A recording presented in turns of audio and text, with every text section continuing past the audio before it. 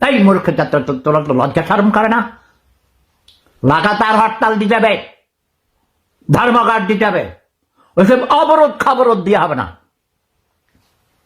সব চাকা বন্ধ করে দিতে হবে। অফিস চলবে না, আদালত চলবে না, রিক্সার চাকা ঘুরবে না, দোকানপাট খুলবে না। হরতাল দেখা আমার শিখাস। 69-এর গণ অভ্যুত্থানের আমি ছাত্র নেতা ছিলাম। আসাদ গেটে যেখানে আমিও তার পাশে ছিলাম, সেই মিছিলে, সেই মিটিংয়ে। হরতাল কেমনে করতে হয়, আন্দোলন কি করে করতে হয়, বিপ্লব কি করে করতে হয়, এটা করে দেখাইছি। একটা দেশ স্বাধীন করে দেখাইছি।